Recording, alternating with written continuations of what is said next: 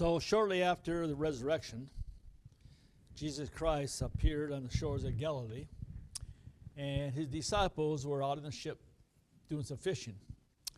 And they saw a figure up on the shoreline, and they weren't sure who it was, but they soon recognized it to be Jesus.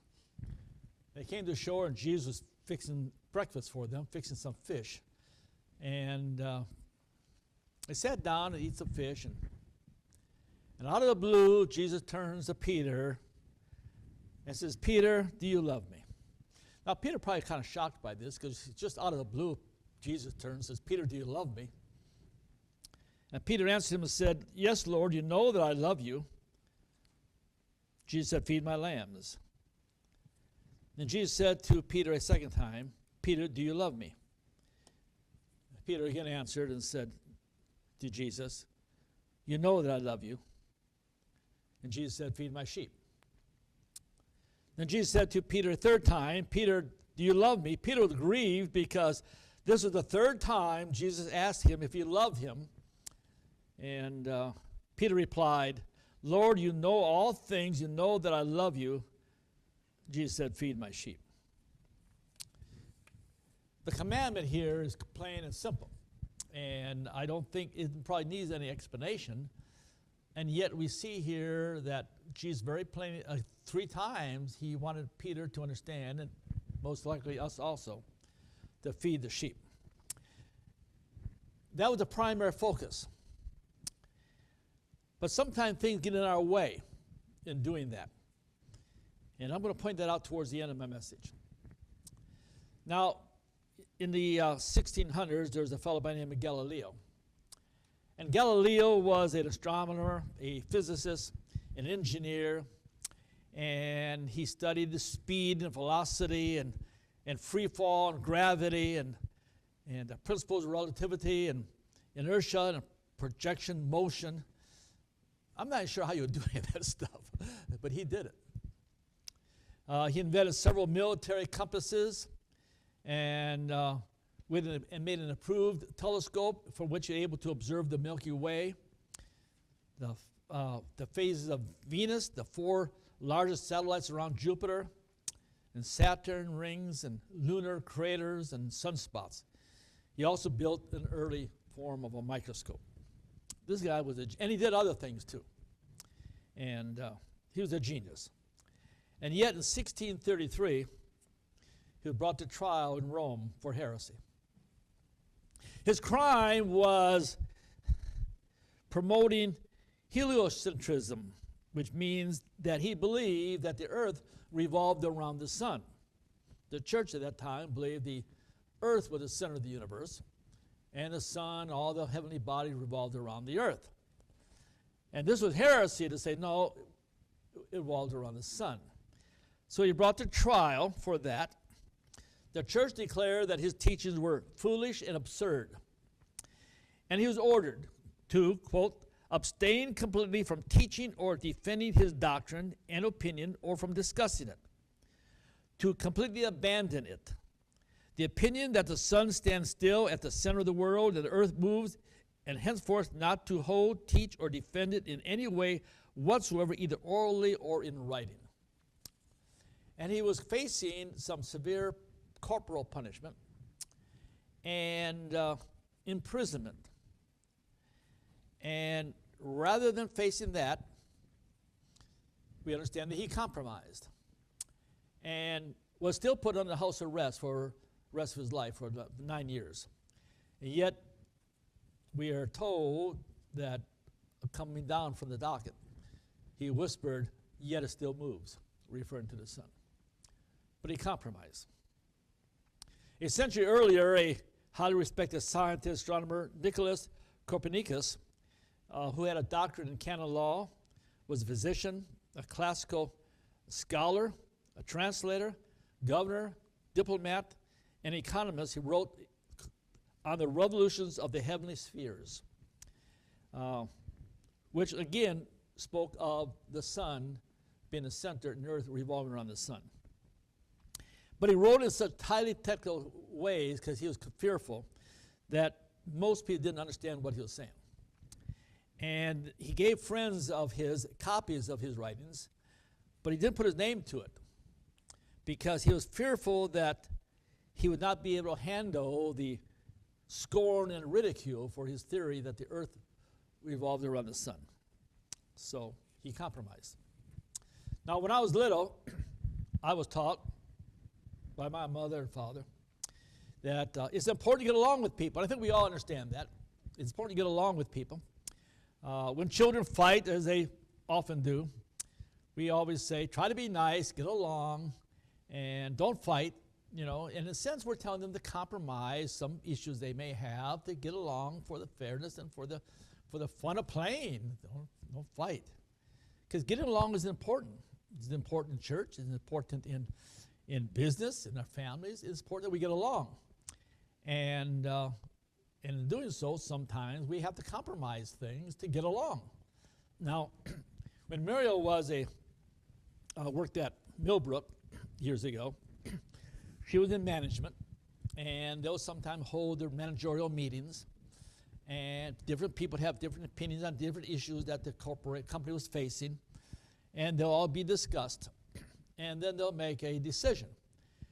And the understanding was that we all may have disagreements here. We all may feel differently about different things, but when the decision is made, everybody has to be on the same team. Everybody has to agree with the decision and back the decision. Because if you don't, you have chaos. Now, sometimes people mock people like that. So, well, they're just yes men. Well, yes men are important because yes men help keep things moving forward. You may have your own opinion, but for the greater good of what you're trying to accomplish, you agree with your leader or with the decision that is made. So you compromise. You may have certain deals. Muriel might have had her own ideas how something should have been addressed, or others maybe have their own ideas. But when you leave this meeting, this is how we're going. This is it. And so it's important that we have this understanding to build a cooperative, competitive, civilized society. Our founding fathers recognized this also. And the structure of our form of government, the constitutional government, and they understood that there's certain things we have to compromise. And they spent a long time drafting the Constitution.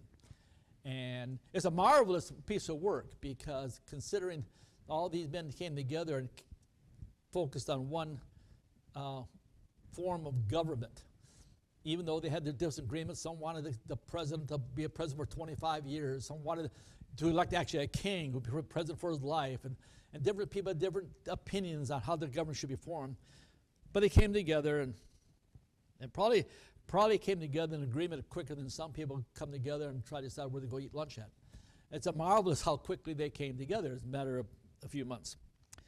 But it's part of our racial nature, I believe, our Christian nature, to genuinely want to get along with people and to be a good neighbor with each other. We want to do that. And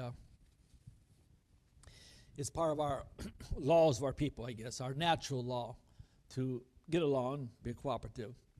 And because without this form of law and cohesiveness, there's chaos. And we see the chaos happen, to a side note, when you take law and order out of a society, you see the chaos that develops in cities like Detroit and Chicago, Kansas City, and other major cities in America. And side note, the 10 most dangerous neighborhoods in America are all black neighborhoods. And in fact, the first 30 most dangerous neighborhoods in America are all black neighborhoods. And somebody might say, well, that's because these places are so dangerous because, well, blacks have moved in, non-whites. That's why they're dangerous. And in a sense, it's true. But it's kind of like a significance without a difference, or a difference without a significance, because what came about was their inability to embrace law and order. I had a reporter ask me one time, what's the one characteristic stands out among white people you think that other races don't have? And I told him, I said, I believe it's probably our ability to function under law and order. And I believe that's true. But law and order breaks down in those communities, and they become dangerous places to live and raise a family. And But law and order is a characteristic of our people. When I was a child, you've heard the story before, I was raised in Detroit, Michigan, and Detroit was a nice, beautiful city, and I could ride my bicycle downtown Detroit, and nobody thought anything of it. My mother and dad didn't think anything of it. It's just, we did it occasionally. There was no concern. And we had the Detroit, and all major cities were under the functions of law and order. The white man ruled, you might say. And but the government has no real purpose other than the fact it maintains law and order. We shouldn't need a government, actually. We shouldn't need one, but unfortunately we do, because human nature has a tendency to impose itself upon other people. And when we do that, we have a breakdown of our society. So we need somebody to bring the people together and punish those who violate this civil order we have, to cooperate or get along with the other and not be angry and hateful towards people.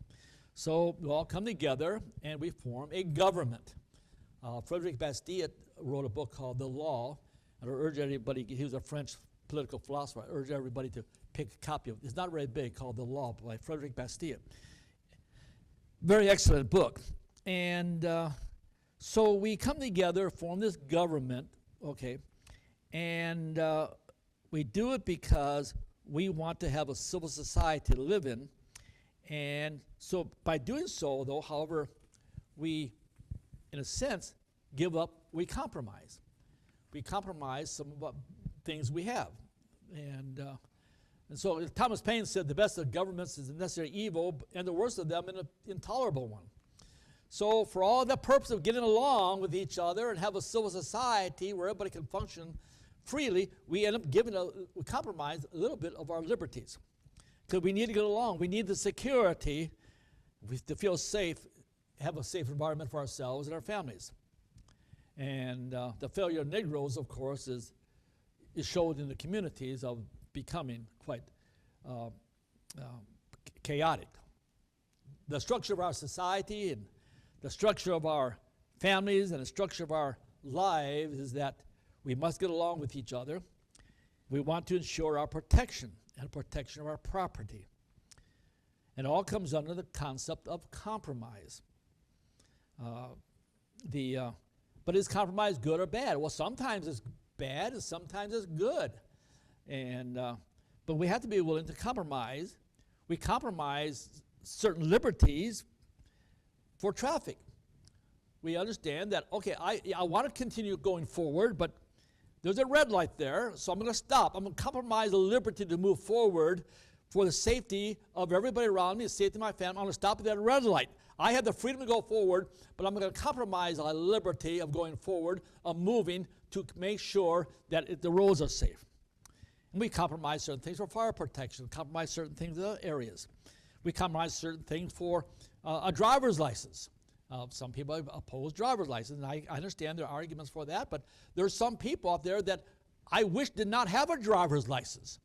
You look at all these migrants out here, you know, they say, well, I've got liberties. I don't have a driver's license. I don't need a driver's license. Well, no.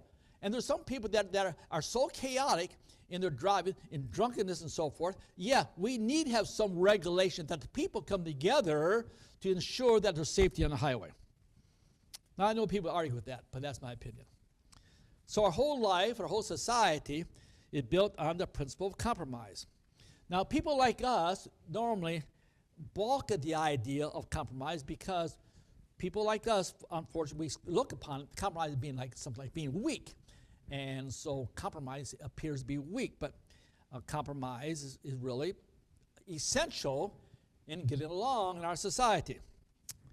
We all do a certain amount of compromise. The mom comes outside and is mad because her 6-year-old boy is climbing a tree. And she hollers, get down. And dad comes by and says, wait, he's a boy. Of course he's going to climb the tree, you know. And mom said, well, yeah, but he's going to hurt himself. Dad said, he's going to climb the tree. He's a boy. He wants to climb the tree. And the mom said, well, but no more than 10 feet up. And Dad says, okay. So they both compromise. You can climb up 10 feet, but not any higher. Don't want to swing in from a branch 40 feet up in the air. So there's a certain amount of compromise. Hours City Hall is open is compromise. We all come together as a society. We say the hours of City Hall will be open during these hours. Some people compromise where they're going to put maybe we're going to have a city park where they're going to put the fountain. Somebody wants it over here, another person wants it over there, but we come together and they compromise, work out a deal, so everybody's happy. Compromising not necessarily bad. We had to compromise sometimes. You may compromise where you're going to eat for supper. You may want to go to spaghetti and somebody else want to go to chicken, and you come together and go, oh, all right, we'll go to spaghetti today and chicken next week. You compromise.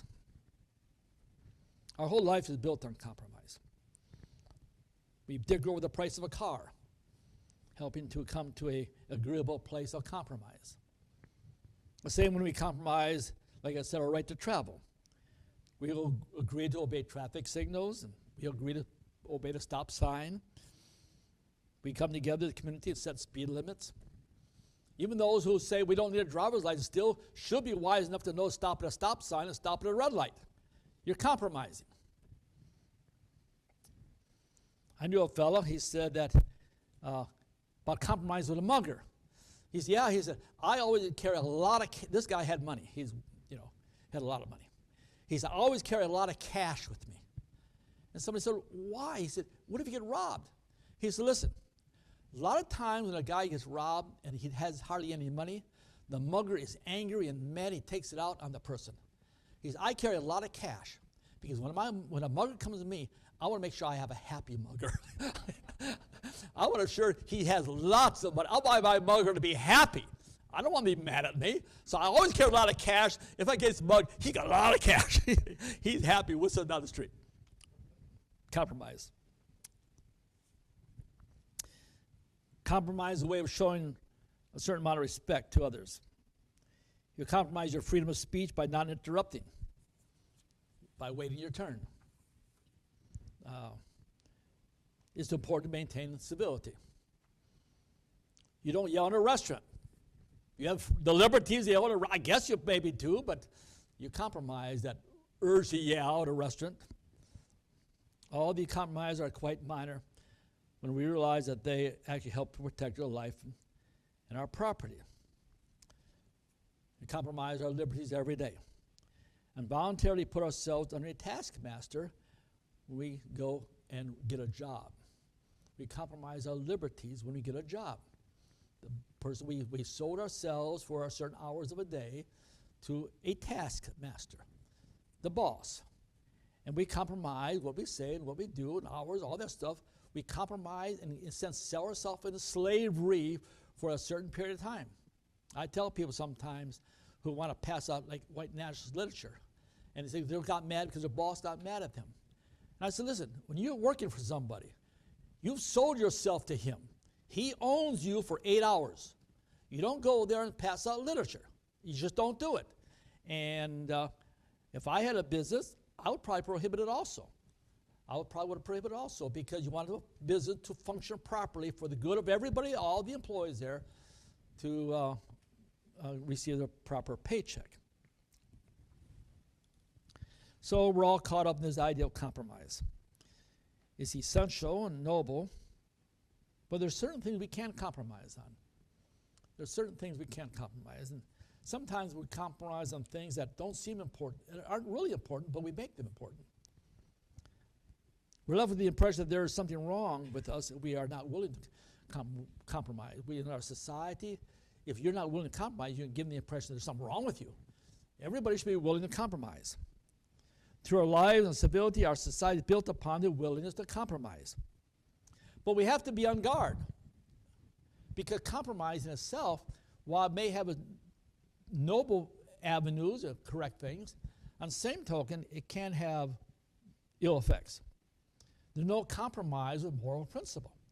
You don't compromise moral principle. You might compromise stopping at the stop sign. You compromise how high the kid climbs up the tree. You compromise maybe speed limits, all those sort of things. But those are not moral principles. You don't compromise moral principles. You can't compromise in those things. And Because if you compromise on moral issues, even a little bit, the compromise becomes surrender in increments. The compromise between good and evil cannot be compromised because it's evil that always wins. We hear this as laws and issues are debated in Congress. A person compromised on principles will always lose.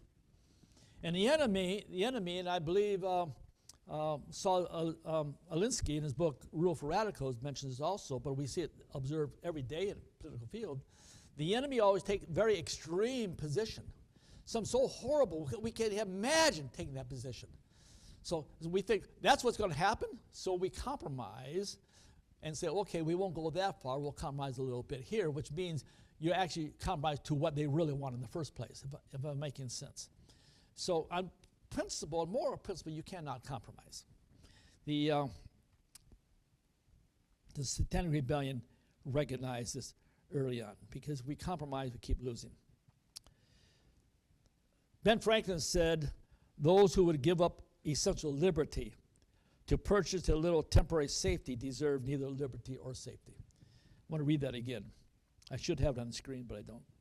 Those who would give up essential liberty to purchase a little temporary safety deserve neither liberty or safety. So there are two sides. There are two sides of compromise. You have the one hand, but sometimes the middle is just as bad. When you got an extreme position, and then they compromise to a lesser extreme position, you say come to the middle, it's still bad. We're compromising ourselves in slavery and compromising ourselves into white genocide every day. That's why we're in this mess. Now, Moses, when he came down the mountain after 40 days up there, they didn't know where he was at, and Aaron built this golden calf, and he didn't know what had happened to Moses, where Moses was at. And Moses came down and saw they created a golden calf, and all these people were going riotous living. And Moses came down and said, who's on the Lord's side? And that's what we're facing today, who's on the Lord's side. And you don't change moral principle. When you change the culture of a nation, you're changing its beliefs, its social structures, its ethical standards, its standards of speech, of values, even the acceptable behavior of men and women. So there are moral principles you can't compromise. We compromise on little things that are not important. And we should understand the importance of compromise in those areas. But on moral issues, we can't compromise. You can't say, well, the boy or girl, this one, well, he's somewhere in between. You don't compromise on those things. And those who do, well, kind of like that reference in Revelation 3:18 where God says, I wish you're warm or hot or cold, one or the other. But you're not, because the compromise in a sense tolerating evil. And tolerance is a form of satanic worship. I know in the churches today where Christians are told to be tolerant of, got to be tolerant of Muslims, tolerant of all these other aliens coming. Got to be tolerant. Well, tolerant is a form of satanic worship. There's no such thing as tolerance. Jesus Christ is intolerant. That's why I sometimes mock, I suppose, even though I like the concept of Jesus Christ with arms outstretched to people. In some ways, I wish someone would paint a picture of Jesus Christ with this, because he said the road is a very narrow road. It's not a wide road. It's a narrow road. But people want to compromise. So here we are, in a world of wickedness, because our people, like a multitude of times in the past, have forgotten the Lord and have compromised our faith. And what do? We sometimes confuse ourselves over this dilemma. We want to display anger. We see people on the street that are abhorrent. We want to display anger, but we don't. And maybe feel a little guilty because we didn't. But and then we see the example of Jesus whipping the money changers in the temple. And they, well, okay, I got to be like Jesus. I got to whip those money changers. And I can understand that. But I'm not Jesus. I'm sorry. And you're not Jesus either. And Jesus, I suspect, he compromised too. I don't know if I can say that with full commitment, but I think I can. Because Jesus walked around with, I'm quite confident, there's all kinds of evil in his presence. He saw evil every day. And I don't know that he always went out and took a physical action against them. He spoke words of righteousness to the Pharisees and condemned their living and condemned their judgment and condemned their Talmudic religion. But I don't see images of Jesus going and fighting them on the streets, a street brawl. And so I guess in a sense he compromised in some ways. And then in John 7:1 it says Jesus would not walk in Jewry because the Jews sought to kill him. So he said, hey, I'm not going to go over there. They're trying to kill me. I'm not going to go there.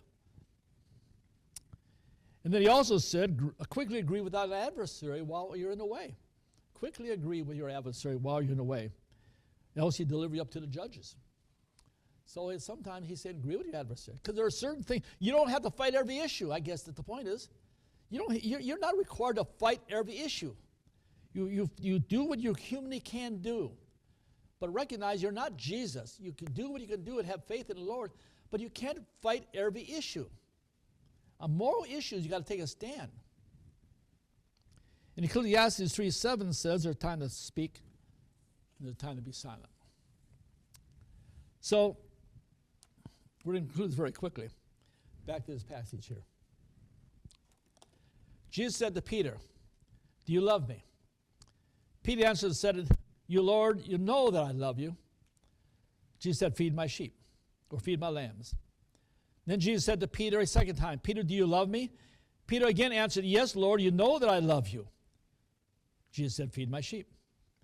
Then Jesus said to Peter a third time, Peter, do you love me? Peter was grieved because it was the third time Jesus asked him if he loved him. Peter replied, Lord, you know all things. You know I love you. Jesus said, feed my sheep. We dwell in the midst of wickedness. I think we all know that. We're totally aware of that. We see it around us every day. Especially live in some cities that are like, some people watching this on the internet, Harrison is totally different kind of community than perhaps the people living in a large city or even the suburbs of a large city. We live in the midst of wickedness. Spiritual wickedness, we're told, is the high places. We see it all around us, the spiritual wickedness. And Jesus said, go to the sheep. He told Peter 3 times, go to the sheep. Now, in Luke 15, there are 3 parables that Christ gives about going to the lost. There's the first parable where he tells the disciples, he says that there's a shepherd. And the shepherd has these sheep. And shepherd suddenly realized one of the sheep is gone. One of the sheep is missing. Now, we're in a group of 100 people, okay? And somebody just kind of walked out the back door. We probably would not even notice it.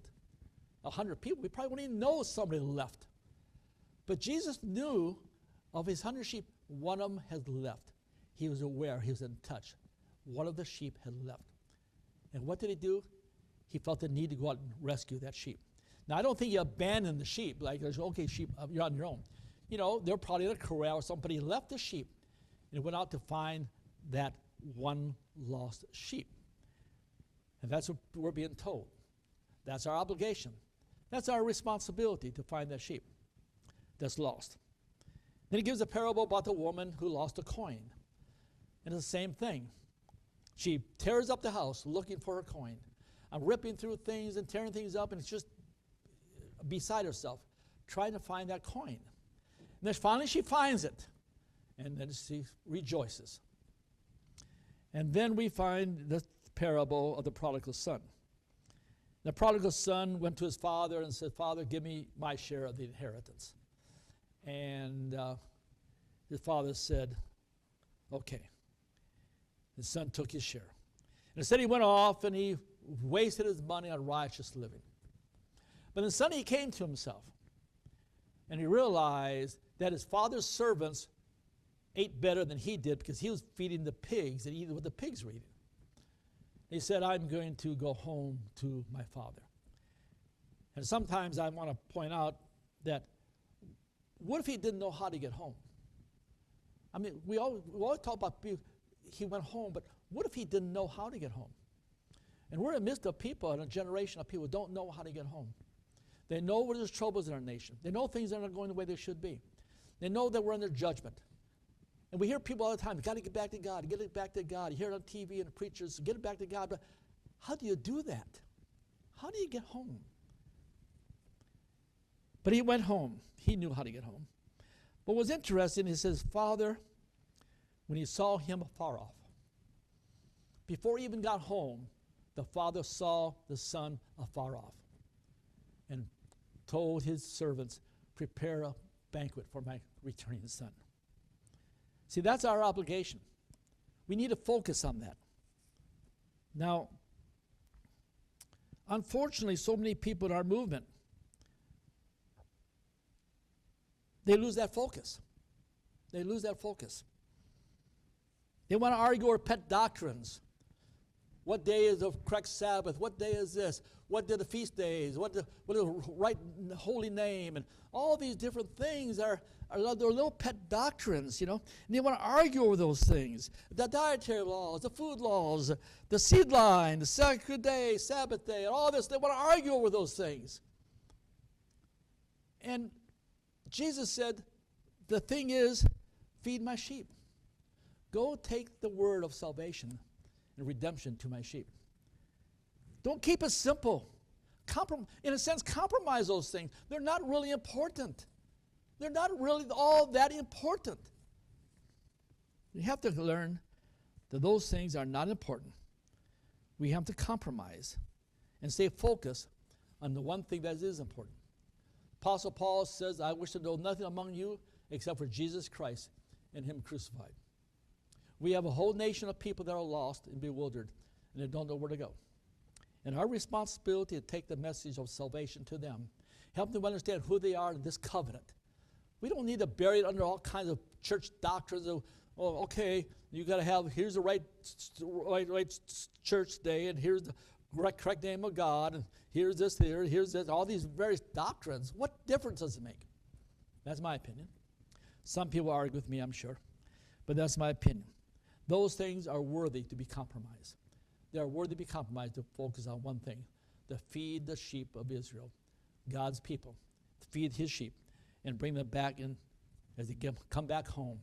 We need to look out and see our people far off and realize that there is hope for them if they can understand this covenant, this relationship that God has with them. Let's pray. Our Father, we ask your blessings upon us each and every day.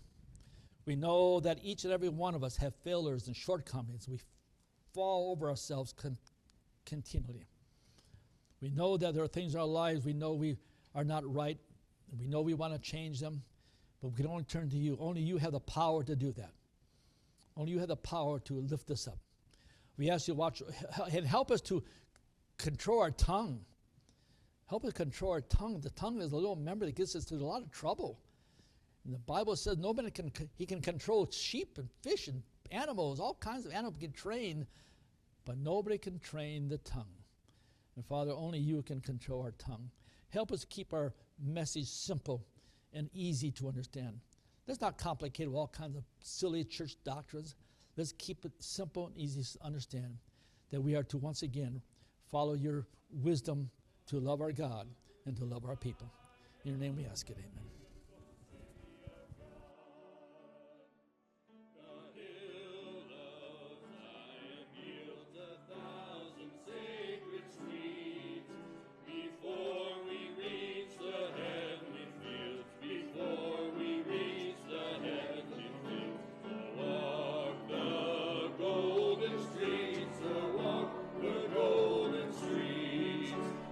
Marching to Zion.